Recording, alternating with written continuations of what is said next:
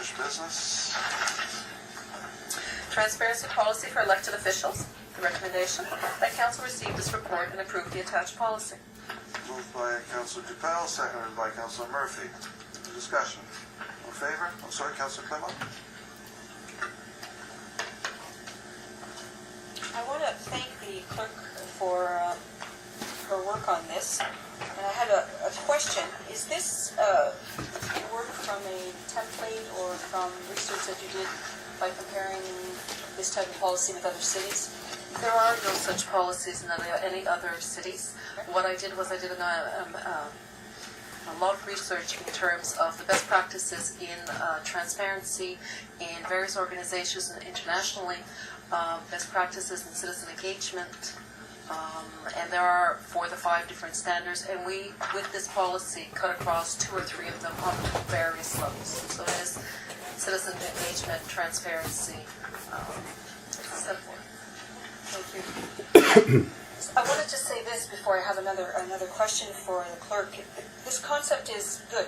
We should absolutely declare what boards we sit on before we debate or vote for a particular motion. I think that it then puts our comments in a context, and it lets everybody know around the table and in the public what our affiliations are. So I think the concept is good. This is a conversation that was started by Councillors Dupel and Murphy, and I think that this is a proper process, is to put a policy in place.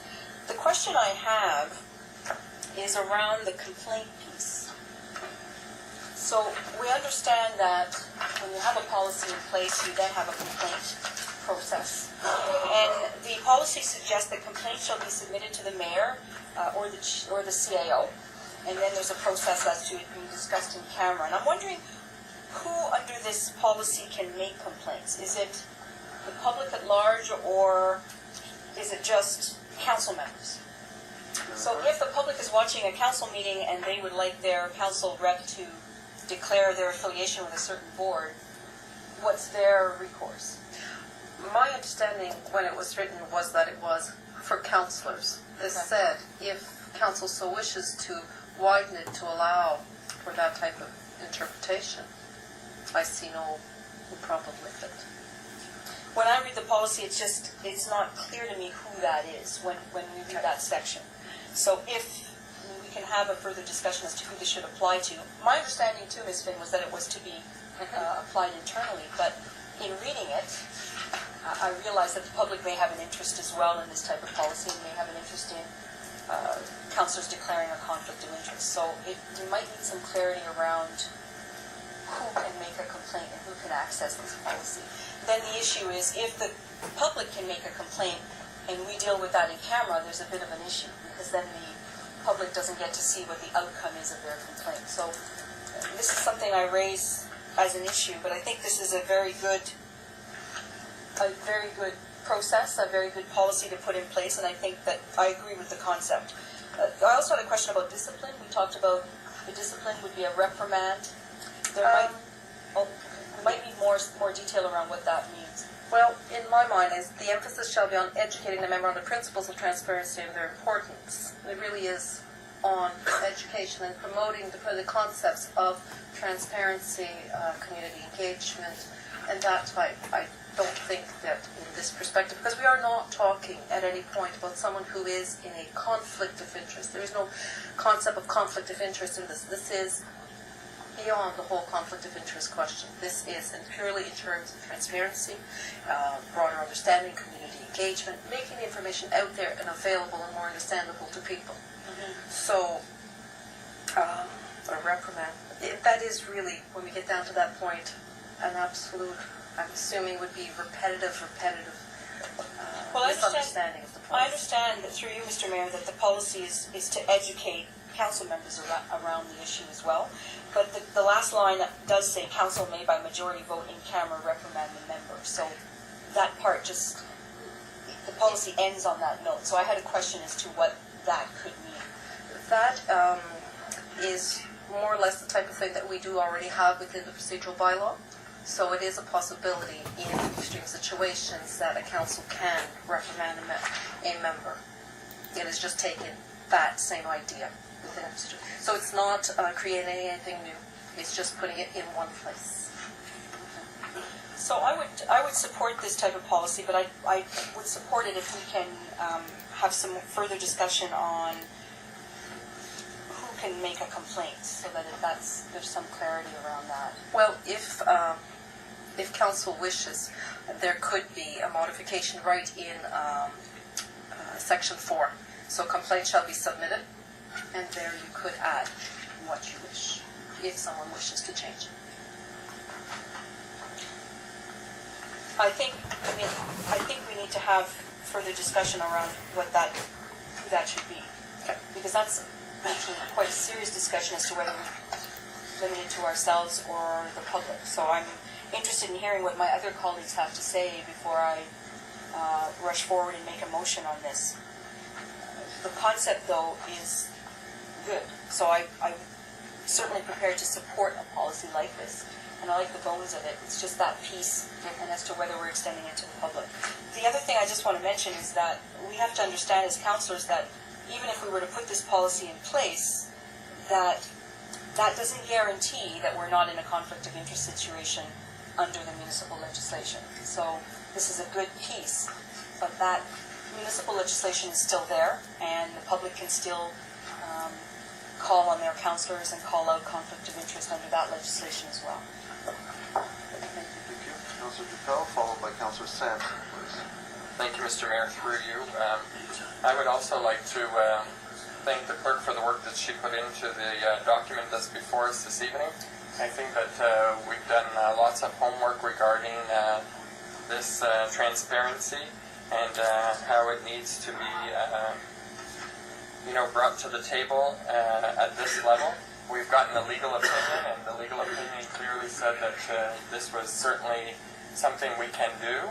I think that it's important that when we sit around this table that we may not, or we're not in a conflict of interest, but I think it's really important for the residents to be able to see, or what they assume may be a conflict of interest. So you can't be transparent enough when it comes to working with the public, and I think that this is a great start to many things that I think down the road that need to come into effect to have greater transparency.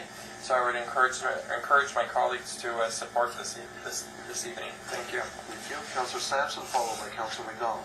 Thank you, Mr. Mayor. The reason I voted against this in open camera was that every one of us sitting around this table is accountable to the Municipal Conflict of Interest Act. However, if it appears that we're going to be more fair and more open to the public, then I'm in favor of being transparent. We can't be transparent enough to the general public. We do sit in some committees on outside agencies, and where there's no personal gain, we're not in conflict. So that's the only reason, but I'm in favor of us, every one of us sitting here, to be more transparent to all our public, because that's what's required by the public. Thank you. Councillor McDonald, followed by Councillor Grant, please. Thank you, Mr. Mayor. I honestly have to say I'm not sure how I'm going to vote on this motion, but I do support principles of transparency, obviously, and I don't think any of us sits on boards in private. We don't sneak around and hide our charitable good works, It's not that in fact, we take every opportunity we can to self-promote. But I'd like to reference a couple things that Councillor Clement said, and that's something that Councillor Duppel said. Twice, my colleague, Councillor Clement, mentioned conflict of interest, and Councillor Duppel mentioned conflict of interest. I don't think we'd be able to separate this motion from the notion of conflict of interest in the public mind. So what we're doing, in fact, when we give a context to our arguments, if we note, not that we wouldn't note, but if we were forced to note, and if ourselves failing to note our involvement with the group would be perceived to be somehow, an infraction of our rules, I think what we do is we cast a pall over the whole notion of those civic and charitable duties that go beyond our councillor duties. It's not as though we necessarily put them in a good light. It's as though we're saying, I'm treading on dangerous ground here. I'm on this board. I'm not making any money on it, but here's what I'm doing, so everybody watch and judge, and just watch me, make sure I don't make a mistake. And I think that negative spirit is somehow in our minds, just by virtue of what's been said so far about conflict of interest. We don't seem to be able to separate this from conflict of interest. And in fact, this is an excess of zeal, I think, that's behind this, and a desire for transparency. But I think there could be some negative effects, and the first one would be maybe a hesitation on people's parts to get involved in boards and in charities, because what if one goes too far? And you know you're going too far as soon as you take a dime. But most of us from the boards and the charities we work on, they cost us money, right? I mean, it should be a declaration of, honestly, it should be self-promotion, and not, uh-oh, watch out here, I could be making a mistake. So it sort of puts a kind of negative and a suspicious light, I think, on our extracurricular activities. And heaven knows there's much more to our lives than what happens here in the chambers. I also think that we should absolutely reject sections 4 and 5. If we ostensibly would put this in place to educate the public, why would we do any part of the process in camera? I mean, that's a joke. People would be so frustrated, they would be forced to speculate on just what happens, like what was the complaint, and they would inevitably conclude that we had made some sort of mistake, that we had violated conflict of interest rules or something like that, that there's just that element of criminality that we had indulged in. So no part of this process could be done in camera if it is truly for education. And also, as far as the in-camera thing goes, I think that this would be such an abuse of our in-camera policies anyway. The public is already concerned, I mean, some people anyway think that we have too many in-camera meetings. But education is legitimately one of the reasons for which we can have an in-camera meeting. And we had an example in the last month. We were educated on our water system in town.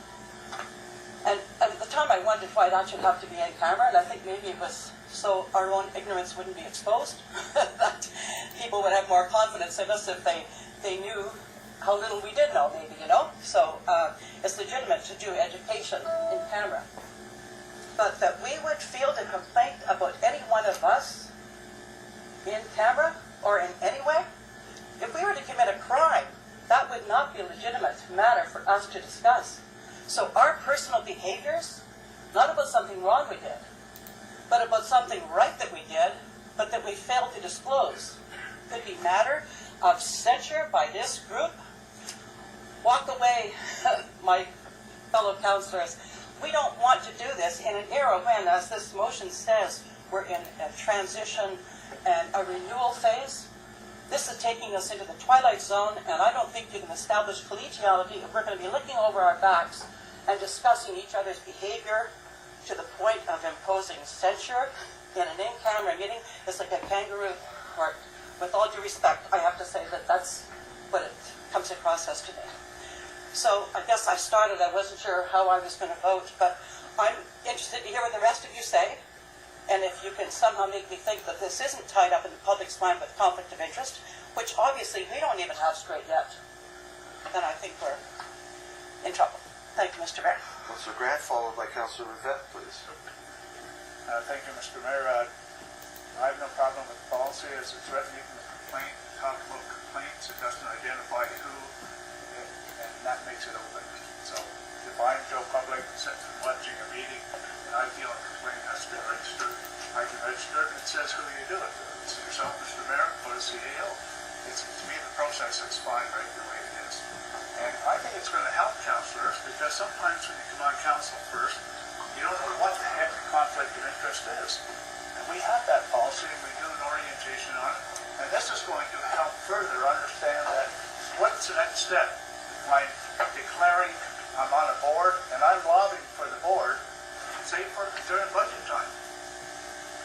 I'm on that board. So you declare that. So it's clear then. And it's open, and it's transparent. And I wouldn't have a problem any time declaring what boards I was on. And I agree with Councilor McDonald, because most boards, you don't earn anything. It costs you a lot of money to be on most boards, because you're always taking in your pocket to be an example for the rest of the community. So I have no problem the way it's written, and I think any complaints go right in-camera part, you're identifying the person, so that covers the in-camera portion. And what we have to do is, I think, the next meeting, that person, the complainant, they just declare, I'm part of that board. And that's the end of it. So I think it's well written, and I think we should go with it the way it is. Councilor Buffett, followed by Councilor Thibault, please. Thank you, Mr. Mayor. It's the first time I've heard in the last 4 years transparency so often. It's good to hear it. I think it's important that, and if we talk about, well, I think we should do, if we're on boards, I think we do that with the police department, Mr. Mayor, when a police officer wants to be in a board or do something, he basically notifies the chief and it's, approved, or at least letting the police commission know what he's doing.